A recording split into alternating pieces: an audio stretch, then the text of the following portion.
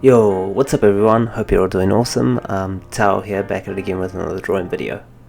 In today's video I'll be drawing the team from the new Netflix anime, Cannon Busters, and I'll also be announcing the winner of last week's drawing giveaway, which will be done at the end of this video.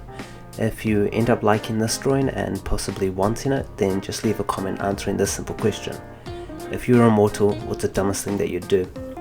Because I feel like if you were immortal, after probably the first couple of 100 years, it'd get boring and you'd be completely desensitized to the concept of death and would probably value life a lot less, and you might want to try dumb stuff out, which wouldn't be so dumb because you're immortal. But anyways, only about 6 episodes in and I'm really liking the anime. Philly the kid, which I've just drawn first in this image, he's apparently cursed, which you learn in the first episode, where when he receives lethal injuries he comes back to life. Every time he dies he gets like a new number on his body representing like what death that was. Cool. Now as usual I start the drawing out by drawing a basic outline of the characters. This just gives me an idea of where I want to place them, and at this stage I'm not so worried about mistakes, so it comes out as a quick sketch. I don't overthink it or obsess so much about drawing perfect because I can just erase anything I don't like.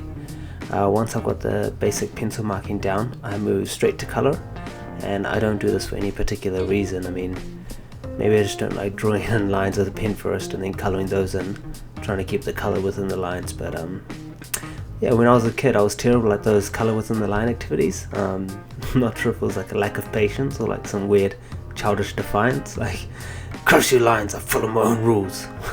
That was lame. Anyways, unfortunately I lost some footage over here. It's pretty much where I go over the areas with pen to, well, yeah, lucky I didn't miss out too much. I forgot to hit record again after changing the camera angle. Yeah, after I put down the base colors I like to go over the areas with a pen, giving it a bit of a cartoon look, and then I like to add some highlights using a white acrylic marker. Now I use either a Posca white acrylic pen or just a standard whiteout or a twink or whatever it's called and different countries. Yeah, now I like to darken the background to really push the figures in the foreground out. You see me do this a lot in my drawings.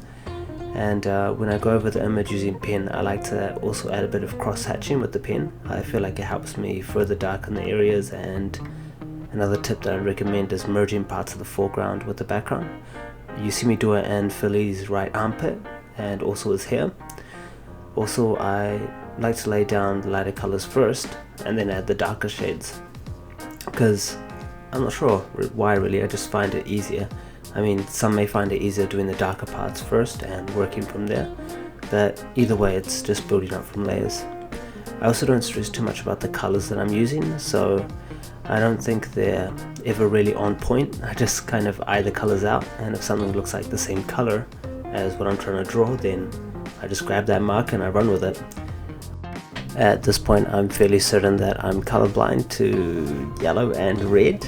Yeah, I mean, the amount of arguments I've had over something so trivial like, that's yellow, and the other person's like, no, that's what, red, orange, or yeah, that's happened quite a bit.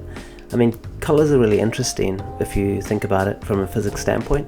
Instead of trying to summarize it, I'll just put a link down in the description below to a cool video on color and perception. Yeah, I found it pretty interesting, and who knows, you might too. And yeah, it's cool learning something new every day.